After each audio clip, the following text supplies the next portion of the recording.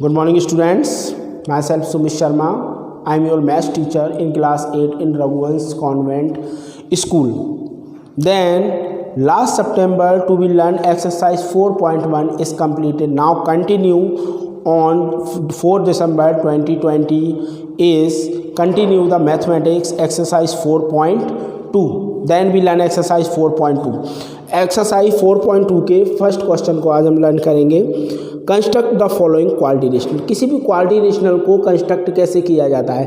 कभी भी किसी भी क्वालिटी रेशनल को जब हम कंस्ट्रक्ट करते हैं तो हम उसको या तो साइड्स के अकॉर्डिंग कंस्ट्रक्ट करते हैं या फिर उसको एंगल के अकॉर्डिंग कंस्ट्रक्ट करते हैं। किसी भी क्वालिटी रेशनल में 4 साइड होती हैं, 2 डायगोनल्स होते हैं और 4 वर्टिक्स एंगल होते हैं उसके। अब हमें एक क्वालिटी रेशनल बोल रहा है, वो फर्स्ट पार्ट में quality rational left. Quality rational left क्या है? देखिए, उसने LI हमें दे रखा है 4 सेंटीमीटर, देन IF दे रखा है 3 सेंटीमीटर एंड TL दे रखा है 2.5 सेंटीमीटर, LF दे रखा है 4.5 सेंटीमीटर, देन उसने हमें दे रखा है IT 4 सेंटीमीटर। हमें क्वालिटी रेशनल क्या बनाना है? Lift, LIFT। Lift quality rational बनाने के लिए हम इनमें से कोई भी एक साइड ले लेंगे, ठीक है। सबसे पहले मैंने लिया LI मैंने कितने का कंस्ट्रक्ट किया? स्केल से। कैसे हम स्ट्रिक्ट करेंगे? स्केल से हमने कितना ले लिया? LI 4 centimetre. Clear it is. मैं इसको और अच्छे से इस साइड में डिज़ाइन कर लेता हूँ। ये मैंने LI ले लिया 4 centimetre. Clear it is. Second LI का यूज़ हो गया है, इसके बाद वो हमें दे रहा है IF, LIF। सेकंड ऑप्शन यहाँ पर हमारा क्या आएगा? F आएगा। तो IF डिस्टेंस उसने कितनी दी है? 3 सेंटीमीटर। तो हमारे पास जो कंपास होता है, जिसे हम प्रकार कहते हैं, प्रकार में हम पेंसिल फंसाएंगे और उसे स्केल से नापेंगे। ऐसे करके कितना नापेंगे? 3 सेंटीमीटर डिस्टेंस लेंगे। प्रकार की नोक को आप यहाँ रखोगे और फिर 3 सेंटीमीटर का एक बड़ा सा आर्क लगाओगे। तो ऐसा कोई आर्क 3 सेंटीमीटर का आपका लग जाएगा। इसके बाद IF के बाद TL हम ले नहीं सकते, क्योंकि TL क्या है? हमारा डायगोनल है। LF ले सकते हैं, लेकिन LF लेने के लिए हमें F पर्टिकुलर यहाँ आना चाहिए। किसी भी पॉइंट को फाइंड करने के लिए जब 2 आर्क एक दूसरे को किसी पॉइंट पर इंटरसेक्ट करते हैं, काटते हैं, तब वो पॉइंट फॉर्म होता है। अभी सिर्फ इसमें एक आर्क लगाया है तो हम पता नहीं कर सकते कि इसमें F कहाँ है। यहाँ भी हो सकता है, यहाँ भी हो सकता है, यहाँ भी और यहाँ भी। दूसरी चीज़, हम LF ले सकते हैं L से F निकालने के लिए, क्योंकि एक हमने I से F लिया है, एक हम L से क्या लेंगे? F लेंगे। L से F कितना दिया है? 4.5 सेंटीमीटर। सो प्रकार और पेंसिल को हम स्केल पे कितना नापेंगे? 4.5। आप चाहो तो आप 0 से भी नाप सकते हैं, आप चाहो तो आप 1 से भी नाप सकते हैं। L से F में मैं कितने का आर्क लगाऊंगा? 4.5 सेंट। अब ये दोनों आर्क एक दूसरे को यहाँ पर काट रहे हैं, ये हमारा पॉइंट क्या आ गया? F आ गया। Clear it is. So F को हमने काय से ज्वाइन कर दिया? I से, और F को हमने काय से ज्वाइन कर दिया? L से। ये हमने कितने का लगाया था आर्क? 3 सेंटीमीटर का, और ये हमने कितने का लगाया है? 4.5 सेंटीमीटर का। F इस फॉर्म, F पॉइंट हमें मिल गया। इसके बाद F से हमें कहाँ जाना है? LIFT। F से हमें जाना है T पर। F से हम T पर कैसे जाएंगे? नहीं पता, लेकिन I से T पर जाने के लिए उसने हमें कितनी डिस्टेंस दी है? 4 सेंटीमीटर। तो यहाँ से 4 सेंटीमीटर का एक आर्क लगाओगे।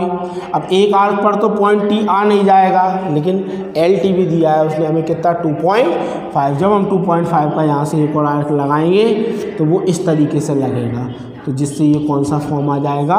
टी, हम टी को भी काय से ज्वाइन कर देंगे, एफ से, और टी को हम काय से ज्वाइन कर देंगे, एफ से। और एक पॉइंट हमने एल से लगाया था, तो आई को भी हम किससे ज्वाइन कर देंगे, टी से। ये हमने कितने का लगाया था, 4 सेंटीमीटर का। तो इस तरीके से आपका कोई भी कोऑर्डिनेशनल LIFT कंस्ट्रक्ट होगा। एक बार और भी समझ लीजिए, LI, IF, TL, LF और IT, ये 5 उसने हमें साइड दे रखी थी और हमें कोऑर्डिनेशनल लिफ्ट को जनरेट करना है। सबसे पहले मैं कोई भी एक साइड ले लूँगा। मैंने LI ले लिया, कितने का लिया, 4 सेंटीमीटर का। फिर IF का मैंने कितने का आर्क लगाया, 3 सेंटीमीटर का। अब मुझे F फाइंड करने के लिए दूसरा आर्क या तो मैं T से लगा सकता था, T मेरे पास था नहीं, तो मैंने काय से लगाया, L से। LF कितना, 4.5 का जैसे ही आर्क लगाया तो पिछले आर्क को कहाँ कट कर रहा है, F पर। F से फिर मैंने T पर FT भी लगा सकता हूँ, लेकिन FT उसने चूंकि हमें दिया नहीं है। हाँ, IT उसने हमें ज़रूर दे रखा है, तो IT हमने 4 सेंटीमीटर का यहाँ से एक आर्क यहाँ लगा दिया। इसके बाद एक हमने L से T दे रखा है, 2.5 का एक आर्क लगाया, जिससे हमें T मिल गया। और फिर हमने सारी साइडों को ज्वाइन कर दिया। Clear it is. इस तरीके से फिर इसी तरीके से हमने जो कुछ फिगर में करते हैं वही हम इसके कंस्ट्रक्शन में लिखेंगे।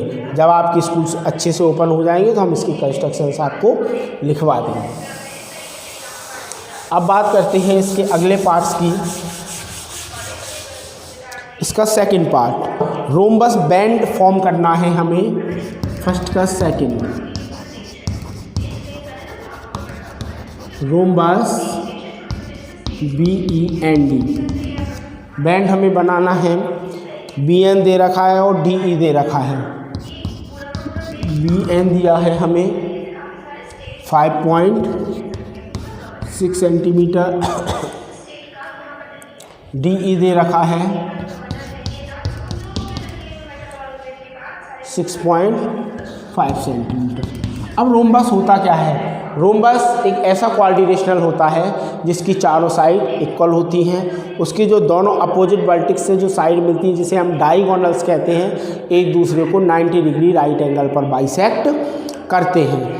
कैसे बनाएंगे? सबसे पहले हमने एक डायगोनल ही ले लिया, हमने ले लिया BN, या हम ले लेते हैं DE, ये हमने DE ले लिया। DE कितना लिया हमने? 6.5 का। अब चूंकि ये डायगोनल है और हमें क्या फॉर्म करना है? रोम्बस। रोम्बस हमारा होता है काइट जैसा, पतंग जैसा। तो दोनों डायगोनल से हम क्या करेंगे? अब इसका हम डालेंगे परपेंडिकुलर बाइसेक्टर। परपेंडिकुलर बाइसेक्टर बेटा हम कैसे डालते हैं?